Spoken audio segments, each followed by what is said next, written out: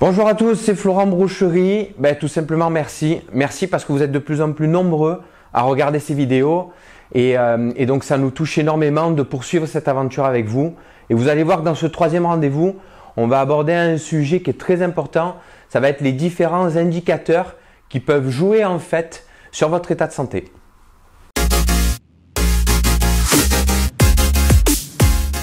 Alors, d'après l'OMS, le surpoids et l'obésité sont définis comme un excès de masse graisseuse dans le corps. Et donc, pour définir un petit peu le degré, le taux de masse graisseuse dans le corps, il y a un indice qui est très connu, qu'on utilise, qui s'appelle l'IMC.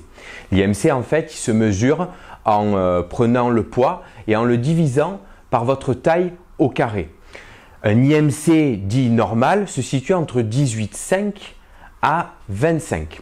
Une insuffisance pondérale, c'est un IMC qui est inférieur à 18,5. Et une surcharge pondérale est un IMC qui est supérieur à 25. Donc, depuis des années, on utilise l'IMC parce que c'est un indicateur qui est très facile à relever. La question qu'on s'est posée ici, c'est de savoir est-ce que cet IMC a des limites et dans quelle mesure on va pouvoir venir compléter cet IMC par d'autres indicateurs pour vraiment voir les risques sur votre état de santé. Alors, la question qu'on peut se poser, c'est est-ce que l'IMC est un indicateur qui a des limites? La réponse est positive parce que l'IMC ne va pas en fait aller voir vraiment la répartition de votre poids. Je vais essayer de m'expliquer un petit peu plus clairement. Si on prend l'exemple d'un rugbyman de l'équipe de France, ce rugbyman va très certainement avoir une IMC qui dépasse les 30. Ça veut dire que si on se base uniquement sur ce paramètre-là, cet IMC indiquerait une obésité. La question qu'on peut se poser, c'est est-ce que l'obésité relevée par cet IMC pour un rugbyman de l'équipe de France va entraîner un risque pour sa santé? Je ne crois pas, parce que l'obésité est principalement due à un taux de masse musculaire qui va être beaucoup plus important que dans la population générale. Maintenant qu'on a vu que l'IMC, en fait, en tant qu'indicateur, pris isolément avait ses limites, par quel autre indicateur on va pouvoir venir le corréler pour avoir une image plus précise, entre guillemets, du risque de santé? En fait, tout simplement, on va venir prendre le périmètre abdominal, votre tour de taille. Alors, pourquoi on va venir prendre ce tour de taille? Parce qu'en fait, vous avez plus de 100 études scientifiques qui ont montré l'impact du tour de taille sur la santé. Et je pourrais en citer qu'une, par exemple, qui est peut-être l'une des plus grandes études menées sur ce sujet-là. C'est l'étude EPIC. L'étude EPIC qui est apparue dans le New England Journal of Medicine a montré en fait une relation linéaire entre l'augmentation du tour de taille et l'augmentation du risque pour votre état de santé. D'ailleurs, il y a une étude aux États-Unis qui a montré que 30,8% des individus qui ont un IMC dit normal présentaient des facteurs de risque cardiovasculaires et métaboliques. Vous savez pourquoi? Parce qu'ils avaient un tour de taille qui était trop élevé. Tous les jours dans les centres, on suit des patients qui ont un IMC qui est dit normal, mais qui ont des pathologies comme l'hypertension, le cholestérol ou le diabète, qui est directement lié à leur tour de taille qui est trop élevé. Comment mesurer le tour de taille? Tout simplement en utilisant un mètre de couturière. En utilisant ce mètre de couturière et en venant le placer au niveau à peu près de votre nombril, voire juste un petit peu au-dessus, vous allez pouvoir venir mesurer votre tour de taille. Et là, pour vous messieurs, si le tour de taille est supérieur à 94 cm, vous avez déjà des premiers risques sur votre état de santé. Pour vous mesdames, si le tour de taille est supérieur à 80 cm, vous avez également déjà des premiers risques sur votre état de santé. Alors, pourquoi mesurer le tour de taille? C'est si important que ça.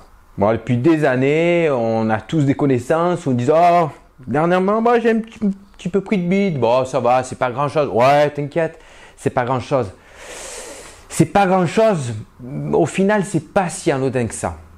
Parce que ce qui se passe en fait derrière la prise de cette tour de taille, on va vous l'expliquer maintenant. En fait, qu'est-ce qui se passe?